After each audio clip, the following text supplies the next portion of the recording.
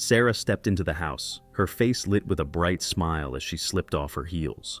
The familiar aroma of fresh flowers and melted candle wax greeted her, a signature touch John always added to mark their special occasions. Today was their anniversary, and although she had her own plans for later, she couldn't help but feel intrigued by what he might have arranged. Entering the living room, her eyes fell on a neatly wrapped box resting on the coffee table. Beside it, a bottle of wine chilled in an ice bucket. And the room radiated the warm, romantic atmosphere she had come to associate with their celebratory evenings. Curiosity sparked as she sank into the sofa, her gaze fixed on the box. John appeared in the doorway, towel in hand, and offered her a casual smile. "Happy anniversary, Sarah," she grinned back. "You didn't have to do all this, but I'm glad you did." He shrugged, his demeanor relaxed, though a glimmer in his eyes hinted at something she couldn't quite place. "Go ahead, open it." Her excitement bubbled as she quickly tore through the wrapping, expecting something meaningful, a piece of jewelry, a heartfelt token. But as she lifted the lid, her breath hitched. Inside were airline tickets and hotel reservations. Her face lit up with surprise. "This is incredible," she exclaimed, holding up the tickets. "Where are we going?" John leaned against the doorway, crossing his arms. His tone was cool, almost too composed. "Actually," he began, "they're not for us." Her smile wavered, confusion clouding her expression. "What do you mean?" "They're for you and your boyfriend," he said evenly, the sharpness in his voice cutting through the air. His lips curled into a faint smirk as he studied her reaction. Sarah blinked, stunned. A nervous laugh escaped her. "You're joking, right?" He didn't flinch. "Not even a little. I've known about your affair for months." The weight of his words hung in the silence that followed. Sarah's mind scrambled to make sense of what was happening. The tickets in her hands felt impossibly heavy, their significance shifting in an instant. You knew?" she stammered, trying to find her footing. "Oh, I knew," John confirmed, his voice disturbingly calm. "You've been sneaking around for a while, so I thought I'd make things easier for you both, send you on a trip to enjoy yourselves." She opened her mouth to respond, but the words wouldn't come. Her chest tightened as her betrayal, once carefully concealed, was laid bare. How long had he known? How could he remain so composed? John chuckled lightly, the sound devoid of humor. "I figured you'd appreciate the gesture. After all, you've been making your own memories for quite some time now. Consider this my way of contributing." The nonchalance in his voice made her stomach turn. "But," she began, desperate to salvage the moment. He raised a hand to stop her. "Relax. The hotel is top-notch, and I went with first-class tickets. Only the best for you and your lover." Frozen in place, Sarah clutched the tickets, her thoughts racing for an explanation. An escape. This wasn't how the evening was supposed to unfold. Her carefully curated plans were unraveling before her eyes.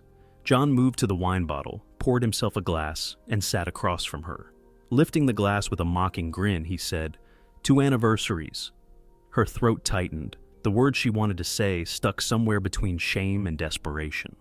As she stared at him, her perfect evening dissolved into chaos, leaving her trapped in a nightmare of her own making.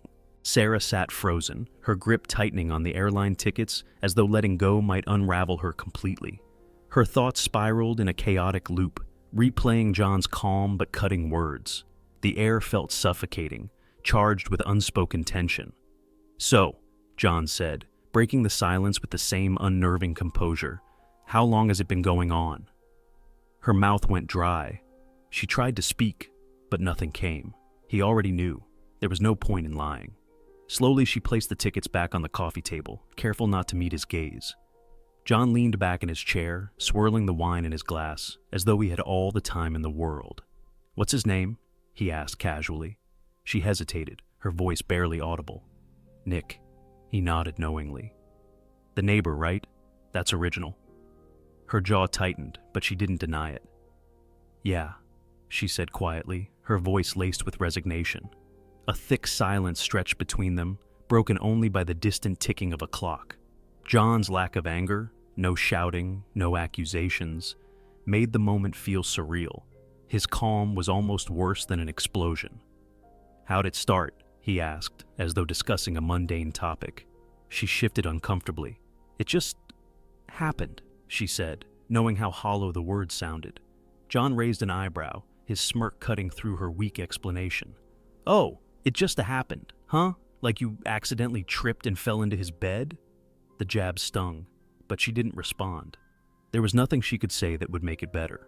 The oven timer suddenly buzzed, slicing through the tension. John rose from his seat and walked to the kitchen. "Funny, isn't it?" he called out as he pulled out a tray of roasted chicken, the aroma filling the house. "You'd think with all the sneaking around I might have burned dinner at least once. But nope, still golden brown." He chuckled almost to himself as he grabbed a fork and tested the chicken. "Guess some of us are just better at multitasking." The remark hit its mark, and Sarah squirmed in her seat, unsure whether to feel ashamed or furious. She watched as John cut a piece of the chicken and savored it deliberately. "Delicious," he muttered. "Maybe I should have made enough for Nick. I'm sure cheaters work up quite an appetite." Her cheeks flushed with humiliation, but she stayed silent, knowing any response would only dig the hole deeper. John returned to the living room, still chewing a bite of chicken, and sat down again. His casual demeanor was as steady as ever. "So," he began, "did you meet at his place or did you prefer ours?" Her voice was barely a whisper. "Ours." He let out a short, bitter laugh. "Of course. I'm surprised the sheets don't have stories to tell." Sarah flinched, her silence hanging heavy in the room. She felt trapped under the weight of his words and her own guilt. John sighed, setting his plate aside. "You know what the worst part is?" he asked, leaning forward. "I could have kept pretending, but then you started coming home late, spinning excuses like I wouldn't notice. You underestimated me, Sarah. I'm not stupid." She stared down at her lap, shame gnawing at her. She'd been so certain she was careful, but his words told a different story. "And now," John said, gesturing toward the tickets, "this is where we've ended up. Happy anniversary, huh?" The silence that followed was oppressive. Sarah remained quiet, knowing she had no defense. John wasn't pressing for details anymore. He didn't need to. He picked up his glass, swirling the wine thoughtfully before continuing. "You remember when we bought this house?" His voice carried a bittersweet nostalgia. "You were so excited back then. Couldn't stop talking about the garden you wanted, all the things we'd build together. We spent the whole weekend moving in and had pizza on the living room floor. Remember that?" Sarah nodded faintly, the memory a bittersweet ache. It had been one of their happiest days, full of hope and possibilities. John's smile was cold, devoid of warmth. "That night, you told me something I'll never forget." Her heart skipped a beat. She didn't need to ask what he meant. She already knew. "You told me I was your home," he said, setting his wineglass down with care. "Not this house, me. You said it didn't matter where we were, as long as we were together." The words hung heavy in the air, their weight pressing against her chest. She looked away, unable to meet his piercing gaze. "And now," John continued, his voice steely, "I can't help but wonder if you ever really meant it. Or were you just waiting for something better?" The question sliced through the room, sharp and unrelenting. He watched her, his eyes cold, as he took another deliberate bite of chicken. It was a challenge, daring her to justify what she had done. Sarah sat there, mute, the crushing reality of her choices leaving her unable to respond. John's smile widened, too bright for the situation, as he leaned forward with mock concern. "Oh, I see you're not eating the chicken," he said, feigning disappointment. "No worries, I've got something to go with it. You're going to love this." With a deliberate stroll to the kitchen, he returned moments later carrying a small dish of roasted potatoes, golden and perfectly crisp. He set them in front of her with an exaggerated flourish. "Roasted potatoes," he said, his smirk deepening. "Simple, reliable, kind of like what we had, or at least what I thought we had." Sarah blinked, unsure if he was expecting a response. Her hands gripped the edge of the table as if to keep her grounded, her mind racing. How was he so calm? His composure was unnerving, and yet she sensed that he was far from finished. John took a sip of wine, swirling the glass lazily, his tone shifting to one of false nostalgia. "You remember the day we bought this house?" She hesitated, unsure whether to speak, but John didn't wait for an answer. "We were so excited," he continued, his voice soft but laced with an edge. "You couldn't stop smiling, talking about the future, the garden you wanted. We spent that whole weekend moving in. Do you remember the pizza on the living room floor?" Sarah nodded slightly, the memory creeping back. It had been one of their happiest days, filled with dreams and possibility. His smile darkened, cold and sharp. "That night, you told me something I'll never forget." Her chest tightened, dread creeping in. What did I say?" "You told me I was your home," John said, setting the wineglass down with deliberate care. "Not this house, me.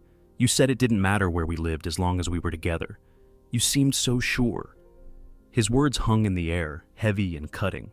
Sarah felt her breath hitch as the weight of his disappointment settled over her. "And now," he went on, his voice steady but piercing, "I can't help but wonder, was that ever true? Or were you just waiting for something better to come along?" The silence that followed was suffocating. John picked up his fork and stabbed a roasted potato, taking a bite as though the conversation was casual. His gaze didn't waver, daring her to respond. Sarah finally found her voice. "John, it wasn't like that. Things, they just got complicated." He raised an eyebrow, chewing slowly. "Complicated? Is that what we're calling it now? Sneaking around with the neighbor while I'm paying the mortgage?" Her face flushed with shame, but she pressed on. "You weren't perfect either. You were always working, never around. You made me feel invisible." John chuckled softly, leaning back in his chair. "Ah, there it is. Blame me. Classic move. Sure, maybe I worked too much, but someone had to keep the lights on while you and Nick enjoyed your cozy little dinners." Her frustration bubbled over. "That's not fair, John, and you know it." "Fair?" he echoed, his tone dripping with sarcasm. "Sarah, we're way past fair. This isn't some playground argument about who gets the bigger slice of cake." He gestured toward the potatoes with his fork. "Or, in this case, the bigger portion of something dependable." Sarah's gaze dropped to the potatoes, their symbolism hitting her like a brick. They were everything John was trying to say about himself. Solid, steady, dependable. And she had thrown that away. Before she could muster a response, John delivered another blow, his smirk returning. "At least you pick someone close by. Saves on gas money. Efficient, I'll give you that." Her face flushed with a mix of anger and shame. She opened her mouth, but John's unrelenting comments left her no room to defend herself. His calm control of the situation left her feeling powerless, exposed, and utterly defeated. Sarah pushed open the bathroom door, her steps stiff and robotic. She needed space. Space from John's biting comments, from his unshakable composure, from the suffocating tension filling the air. Leaning over the sink, she prepared to splash cold water on her face, hoping for even a moment of clarity. But her hand paused mid-air. The counter was bare. Her things were gone. She scanned the empty space, her heart sinking as realization struck. No toothbrush, no face cream, not even the small jar of hand lotion she always kept there. John hadn't just cleared the counter. He'd erased her from the home. The place that had once been hers now felt alien, stripped of any trace of her existence. Her grip tightened on the sink. He had packed away her life without a word, without asking, without even giving her the dignity of a confrontation. Fury boiled in her chest, but she forced it back down. She wouldn't give him the satisfaction of seeing her break. With a deep breath, Sarah straightened and walked back into the living room. The weight of the moment settled on her shoulders as she found John seated at the table, casually cutting into a slice of pie. He looked up as though nothing was amiss, as if this was just another uneventful evening. "Oh, there you are," he said brightly, his tone light but his eyes glinting with something far darker. "Forgot to mention, I packed all your stuff. Thought I'd save you the trouble later." Sarah stopped in her tracks, her stomach twisting into knots. "You packed everything?" "Everything," he confirmed, his voice maddeningly calm. He took a bite of the pie, chewing slowly before adding, "Even that fancy face cream you like. Thought you'd want to keep looking your best." He chuckled, his tone dripping with mock sincerity. "Unfortunately, I couldn't pack his things. That might have gotten me arrested. You know, breaking into someone else's house and all." Her fists clenched at her sides as she fought to keep her anger in check. She wanted to yell, to unleash the frustration building inside her, but she knew he wasn't finished. John leaned back in his chair, setting his fork down with deliberate ease. "Please sit down," he said, gesturing to the empty chair across from him. "The pie is really good. You should try some. They say dessert is the sweetest part of the meal, though sometimes—" He smirked, his gaze locking onto hers.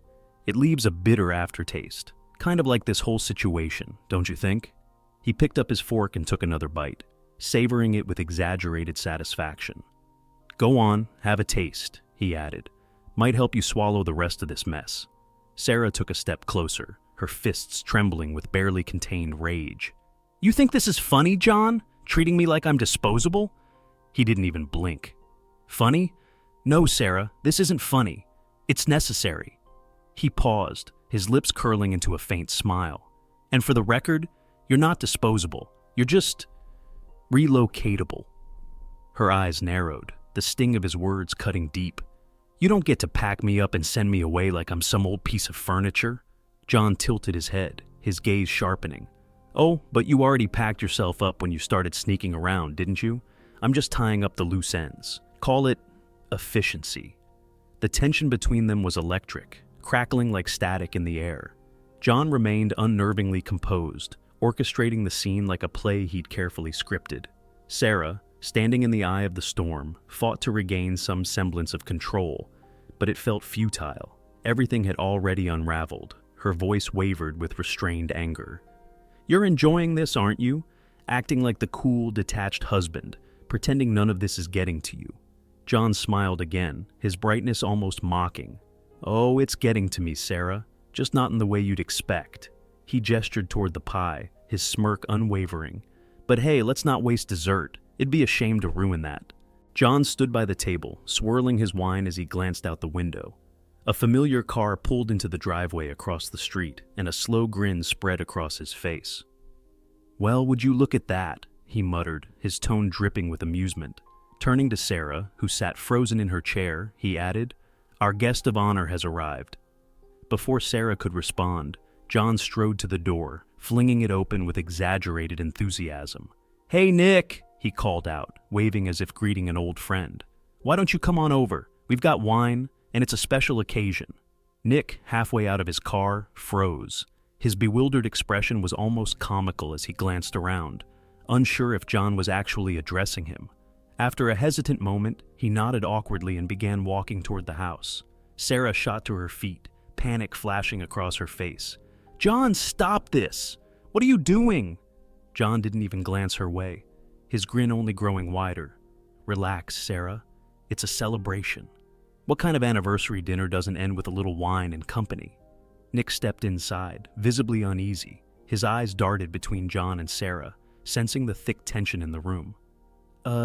Hey John, is everything okay?" "Better than okay," John replied cheerfully, pouring Nick a generous glass of wine. "We're celebrating. It's the big night, anniversary dinner and all, and you, my friend, are just in time for the finale." Nick's confusion deepened as he looked at Sarah, who seemed rooted to the spot, her face pale and her eyes wide with dread. "I don't understand," Nick stammered. John clapped him on the shoulder, his grin razor sharp. "Come on, Nick. Don't play coy. It's not every day you get to celebrate an anniversary with your neighbor's wife." The words landed like a thunderclap. Nick's face turned ashen as the realization hit. His gaze flickered to Sarah, whose expression was a mix of humiliation and desperation. Still unfazed, John leaned casually against the counter, taking a slow sip of his wine. "You know, I thought I'd be up for the whole romantic anniversary night. But honestly, I'm just not feeling it anymore, so I figured I'd let you two carry on without me." Nick's mouth fell open, his wine glass trembling in his hand. What are you talking about?" "Oh, don't worry," John said with a dismissive wave. "I'll be out of your hair for the night. Got plenty of places to go. Won't be back until tomorrow morning, around 9. Take your time. Just make sure to be dressed by then, yeah?" He let the words hang for a moment, savoring the growing discomfort on Nick's face, before adding with a smirk, "Oh, and Nick, you might want to pack. Hawaii's nice this time of year." "Hawaii?" Nick sputtered, nearly spilling his drink. John nodded, his grin widening. "Yeah, she'll fill you in," Sarah finally snapped, her voice shaking with frustration. "So that's it, John? You're just walking away? Done with me?" John turned to her, his smile fading into something colder, more resolute. "Yes, Sarah, I'm done. But don't worry, my lawyer isn't. He'll handle the rest." Straightening his jacket, he glanced around the room one last time before heading for the door. "You two better sort things out before morning. Wouldn't want any loose ends hanging around." With that, he stepped outside, closing the door softly behind him. The silence left in his wake was deafening, as Sarah and Nick stood frozen in disbelief, the absurdity of the moment settling over them like a heavy fog. Some say revenge is best served cold, but John had served his hot, bold, and utterly satisfying. Thank you for watching, and hope to see you soon. Have a great day.